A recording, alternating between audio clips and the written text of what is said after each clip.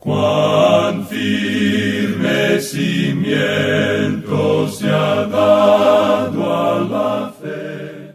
A través de la Biblia, un análisis de la Biblia libro por libro que le ayudará a crecer espiritualmente. Estos estudios fueron diseñados por el Dr. J. Vernon McGee. Acompáñenos en este fascinante recorrido a través de la Biblia. La palabra de Dios. En el estudio de hoy vamos a ver que los sacerdotes y los escribas le hicieron una pregunta a Jesús, una pregunta bastante directa, y veremos cómo respondió Jesús con su propia pregunta para ellos. Esta no es la única vez que Jesús usó lo que se llama el método socrático de contestar una pregunta, es decir, en vez de dar una respuesta, hace otra pregunta. La intención de ellos era probar o engañar a Jesús, pero a fin de cuentas fueron ellos los que se probaron. Hoy, el autobús bíblico continúa viajando por los picachos y los valles en el Evangelio de Lucas, en el capítulo 20, versículos del 1 al 38. Así que busque su Biblia porque ya vamos a orar para dar inicio a nuestro estudio de hoy. Ahora vamos a orar. Padre eterno, te damos gracias, Padre. Gracias por tu gracia insondable y tu misericordia en nuestras vidas. Te pedimos que podamos conocerte, no solamente nosotros, sino a aquellos que también necesitan desesperadamente saber de ti hoy. Te pedimos que les recuerdes de tu amor inmensurable expresado por tu Hijo Jesús en la cruz del Calvario. Te pedimos que utilices el estudio de hoy, te pedimos que utilices tu palabra para hablarnos y hablarles a ellos. En el nombre de Jesús oramos. Amén. Ahora iniciamos nuestro recorrido bíblico de hoy con las enseñanzas del Dr. McGee en la voz de nuestro hermano Samuel Montoya.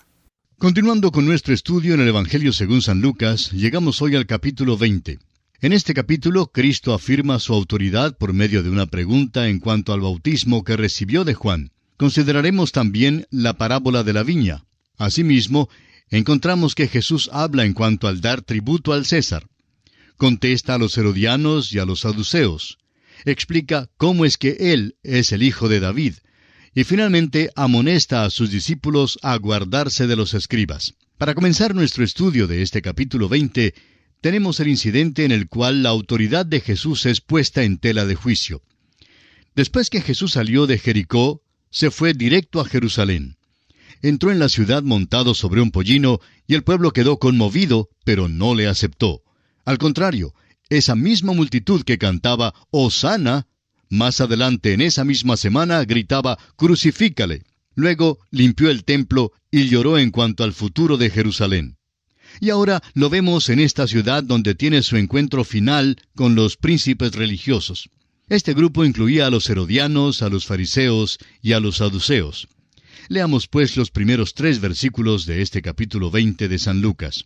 Sucedió un día que enseñando Jesús al pueblo en el templo y anunciando el Evangelio, llegaron los principales sacerdotes y los escribas con los ancianos, y le hablaron diciendo: «Dinos, ¿con qué autoridad haces estas cosas? ¿O quién es el que te ha dado esta autoridad?» Respondiendo Jesús les dijo: «Os haré yo también una pregunta. Respondedme». El Señor Jesús entró en el templo todos los días y enseñó hasta cuando fue arrestado en el tiempo de la Pascua. Como ya lo hemos visto en otras ocasiones, Jesucristo acostumbraba a emplear el método socrático de contestar una pregunta, es decir, haciendo otra pregunta. Y esta era su pregunta que aparece en el versículo 4 de este capítulo 20 de Lucas. El bautismo de Juan, ¿era del cielo o de los hombres? Esta era una pregunta que los príncipes religiosos no pudieron contestar. Tenían que juntarse secretamente para decidir una respuesta. Ahora notemos lo que sigue en los versículos 5 al 8 de este capítulo 20 de San Lucas. Entonces ellos discutían entre sí diciendo: «Si decimos del cielo, dirá, ¿por qué pues no le creísteis? Y si decimos de los hombres, todo el pueblo nos apedreará, porque están persuadidos de que Juan era profeta». Y respondieron que no sabían de dónde fuese. Entonces Jesús les dijo: yo tampoco os diré con qué autoridad hago estas cosas. Con esto vemos que la pregunta de estos líderes religiosos no era honesta ni sincera. Si hubieran estado dispuestos a aceptar a Juan el Bautista, habrían estado dispuestos a aceptar también al Señor Jesucristo. Si hubieran creído a Juan, nunca habrían dudado de la autoridad del Señor Jesús. Aún hoy en día hay muchos que formulan preguntas como ¿de dónde consiguió Caín a su esposa? Bueno, realmente esto no es ningún problema porque Caín se casó con su hermana.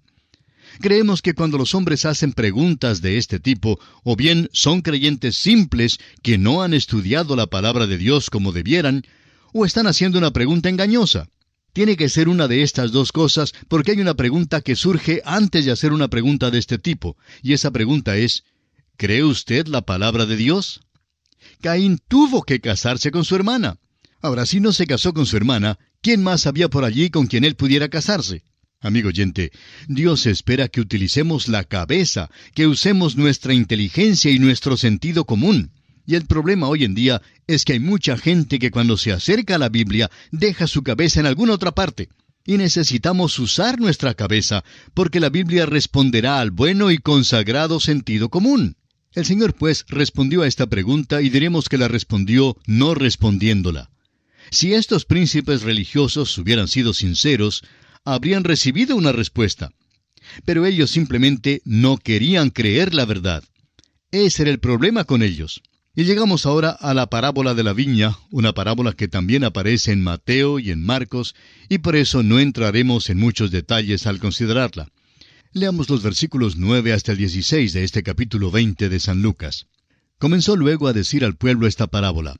Un hombre plantó una viña, la arrendó a labradores y se ausentó por mucho tiempo. Y a su tiempo envió un siervo a los labradores para que le diesen del fruto de la viña. Pero los labradores le golpearon y le enviaron con las manos vacías. Volvió a enviar otro siervo, mas ellos a éste también, golpeado y afrentado, le enviaron con las manos vacías. Volvió a enviar un tercer siervo, mas ellos también a éste echaron fuera, herido. Entonces el señor de la viña dijo, ¿qué haré? Enviaré a mi hijo amado, quizá cuando le vean a él, le tendrán respeto. Mas los labradores al verle, discutían entre sí, diciendo, Este es el heredero, venid matémosle para que la heredad sea nuestra. Y le echaron fuera de la viña y le mataron. ¿Qué pues les hará el señor de la viña? Vendrá y destruirá a estos labradores y dará su viña a otros. Cuando ellos oyeron esto, dijeron, Dios nos libre. El dueño de la viña envió a sus siervos uno tras otro, donde estos labradores para ver cómo andaban las cosas. ¿Y si notó usted lo que dijo el Señor? Uno por uno sus siervos fueron golpeados. De la misma manera, Dios envió profeta tras profeta a Israel, pero todos fueron rechazados. Muchos de ellos fueron muertos a pedradas. Y así fue como nuestro Padre Celestial decidió entonces enviar a su Hijo Jesucristo. Aquí entonces Jesucristo declara a estos príncipes religiosos que Él mismo era el Hijo en esta parábola, y les dice exactamente lo que ellos sienten hacia Él en sus corazones y cuáles eran sus intenciones. Les da a conocer que ellos mismos le crucificarían y que Dios les iba a permitir hacer tal cosa sin impedírselo. Leamos ahora el versículo 17 de este capítulo 20 de Lucas, que dice, Pero él mirándolos dijo, ¿qué pues es lo que está escrito? ¿La piedra que desecharon los edificadores ha venido a ser cabeza del ángulo? Con esto, el Señor les dijo que podrían matarle, pero que no podrían destruir el plan de Dios. Estas palabras, la piedra que desecharon los edificadores ha venido a ser cabeza del ángulo, son una predicción clara del rechazo y triunfo subsecuente del Señor, y son una cita directa de la profecía mesiánica que encontramos en el Salmo 118, versículo 22. Bueno, Jesús continúa hablando aquí y dice en el versículo 18, Todo el que cayere sobre aquella piedra será quebrantado, mas sobre quien ella cayere, le desmenuzará. Y este es un hecho, amigo oyente, que los que caigan sobre esta piedra serán quebrantados. Pero por otra parte, es un hecho que esta es la única manera de acudir a Cristo. Tenemos que venir a Él como pecadores, angustiados de corazón y de espíritu, y sólo así seremos salvos. Como dice el apóstol Pablo en su primera carta a los Corintios, capítulo 3, versículos 10 y 11. Conforme a la gracia de Dios que me ha sido dada, yo como perito arquitecto puse el fundamento, y otro edifica encima. pero cada uno mire cómo sobreedifica, porque nadie puede poner otro fundamento que el que está puesto, el cual es Jesucristo. Pero si usted, amigo oyente, no está dispuesto a venir como pecador quebrantado y arrepentido, algún día Jesucristo, aquella misma piedra, vendrá en juicio y entonces le desmenuzará. Lo que el Señor está diciendo en esta parábola es tan claro como el sol de mediodía. No era posible que le entendieran mal. Y veremos que le comprendieron muy bien, pues escuche usted lo que dice aquí el versículo 19 de Lucas capítulo 20. Procuraban los principales sacerdotes y los escribas echarle mano en aquella hora, porque comprendieron que contra ellos había dicho esta parábola, pero temieron al pueblo. No hay duda alguna entonces que los príncipes religiosos ciertamente comprendieron muy bien su parábola. El verdadero problema es que son demasiadas las personas en nuestras iglesias hoy en día que no reconocen el significado de estas enseñanzas. Bueno, volviendo a estos sacerdotes y escribas, vemos que aunque le comprendieron muy bien, sin embargo persisten en su hipocresía.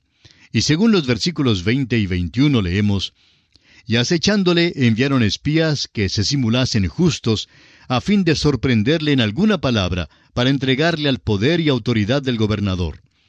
Y le preguntaron diciendo: Maestro, sabemos que dices y enseñas rectamente, y que no haces acepción de persona, sino que enseñas el camino de Dios con verdad. Estos hombres sí que eran hipócritas entre los hipócritas.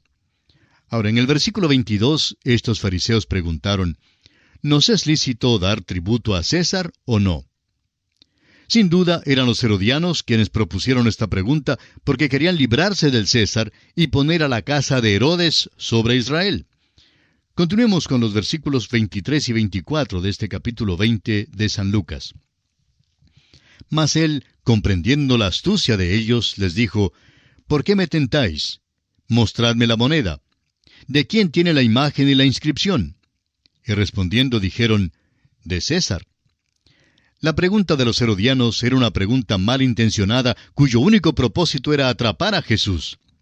Ahora, si Jesús hubiera contestado que sí, que era lícito pagarle tributo a César, entonces habría tenido que abandonar sus pretensiones o reclamaciones de ser el Mesías.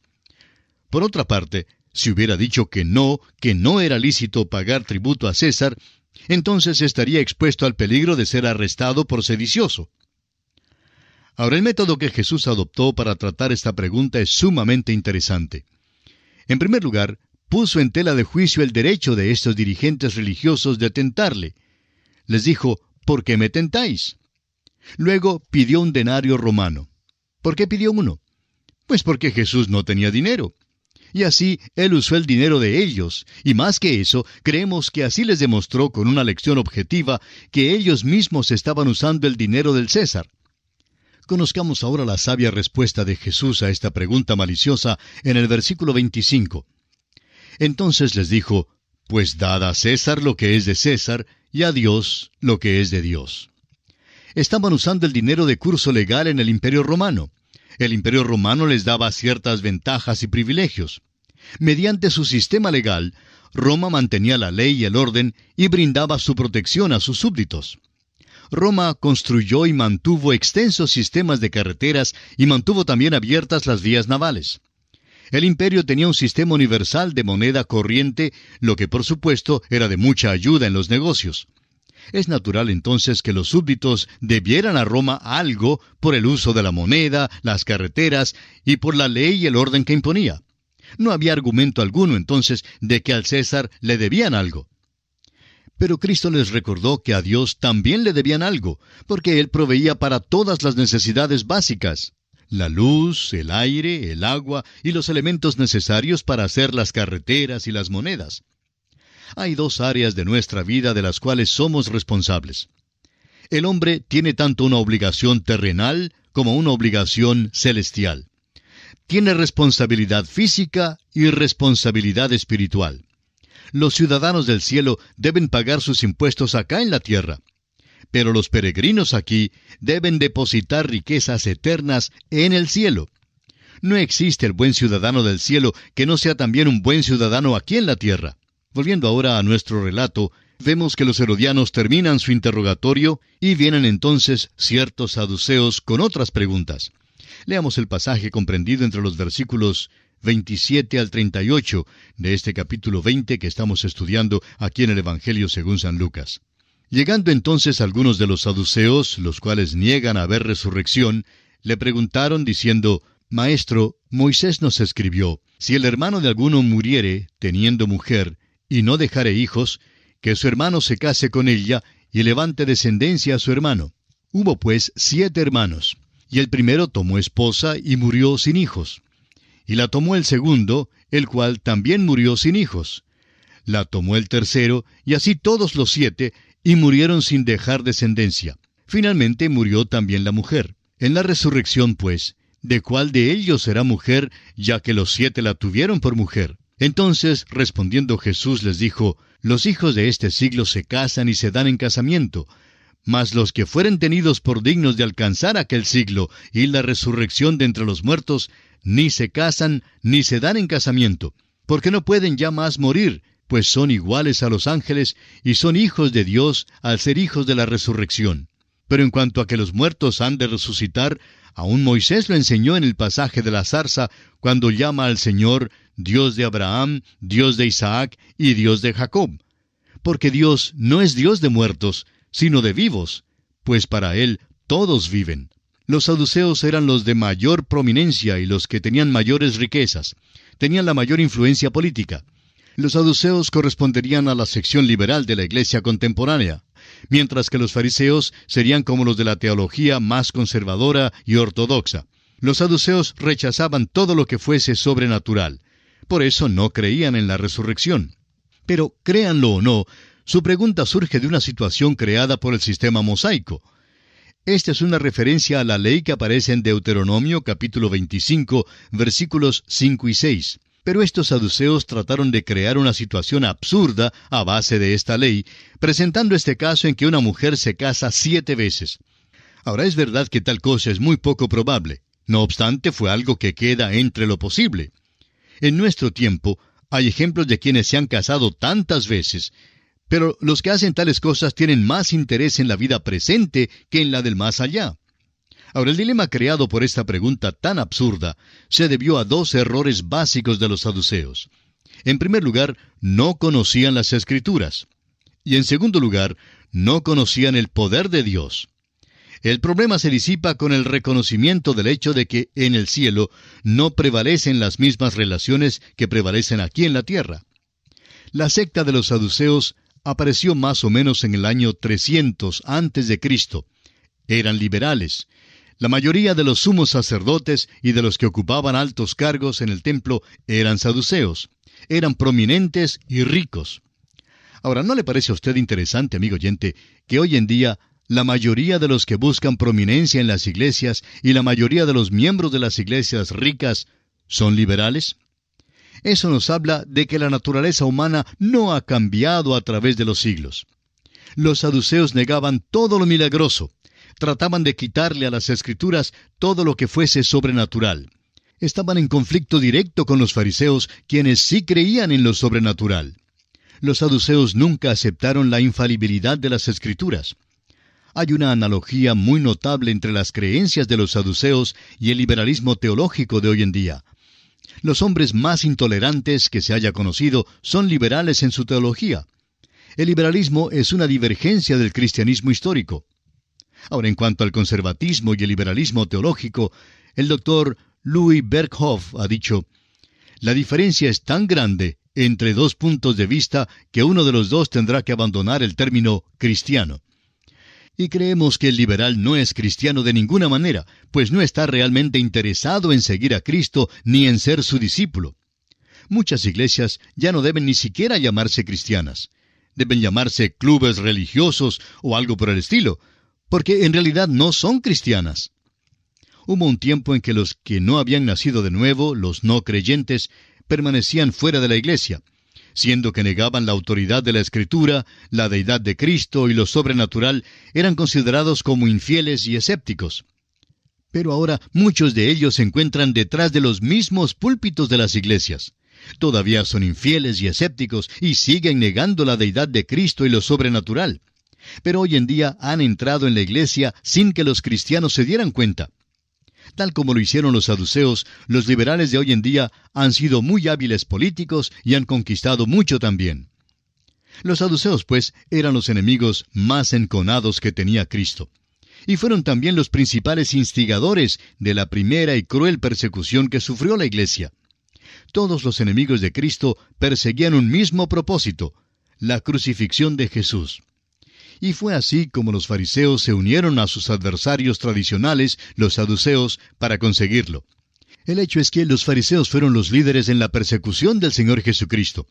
Pero después de la muerte del Señor, los fariseos desistieron de su afán de perseguir. Ya no tenían interés en perseguir a Cristo ni a sus seguidores. Los saduceos, en cambio, continuaron con la persecución de la iglesia. Ahora se puede leer en cuanto a esta persecución en los capítulos 3 y 4 del libro de los Hechos de los Apóstoles. Los liberales del día presente hablan muchísimo en cuanto a la unidad de las iglesias, pero a la vez han causado la división más grande que la iglesia jamás haya conocido. La resurrección fue la prueba decisiva que confrontó a los saduceos, y es también la prueba decisiva que confronta al liberal de hoy. Sin embargo, ambos insisten en que no creen en una resurrección literal. Es interesante notar que no hay ningún relato en las Escrituras en cuanto a algún saduceo que hubiera llegado a Cristo para recibir la salvación. Se nos dice que un fariseo llamado Nicodemo fue convertido. También un rico llamado José de Arimatea aceptó a Cristo como su Salvador. En Hechos capítulo 6, versículo 7 leemos: «Y crecía la palabra del Señor, y el número de los discípulos se multiplicaba grandemente en Jerusalén. También muchos de los sacerdotes obedecían a la fe». ¿Se fijó usted? Muchos de los sacerdotes llegaron a ser creyentes, pero no hay ninguna constancia de que algún saduceo hubiera llegado a ser cristiano. Bueno, amigo oyente, se nos acabó el tiempo, así es que tenemos que detenernos aquí por esta oportunidad. Continuaremos, Dios mediante, con este interesante tema en nuestro próximo programa. Que Dios le bendiga, es nuestra ferviente oración. Estamos ya en la recta final de este año y quiero pedirle que invite a sus amigos a escuchar el programa. A la gente le gusta comenzar el nuevo año con compromisos para sentirse mejor o para mejorar. ¿Qué mejor manera que por medio de saber más de nuestro maravilloso Dios? Explíquele a sus amigos que no importa cuándo se unan al autobús bíblico, el estudio está diseñado que alternamos entre el Antiguo y el Nuevo Testamento y estudiaremos la Biblia completa en 5 años. Así que ellos pueden permanecer junto con usted en el autobús bíblico y habrá estudiado la Biblia entera un programa a la vez. Le invitamos a que comunique a sus compañeros, a sus amigos, esta valiosa información. Que ellos sean parte de nuestro ministerio también. Soy Heiel Ortiz y si Dios lo permite, en el día de mañana estaré guardándole un asiento exclusivamente para usted en el autobús bíblico. ¿Fue de ayuda para usted el estudio de hoy? ¿Desea enviarnos algún comentario de lo que ha estado escuchando? Entonces escríbanos, no espere más. Nuestro correo electrónico es atv@transmundial.org, atv@transmundial.org. Si desea recibir las notas y bosquejos de lo que estamos estudiando, suscríbase gratis en nuestra página en internet, a través de la Biblia.org/notas, a través de la Biblia.org/notas.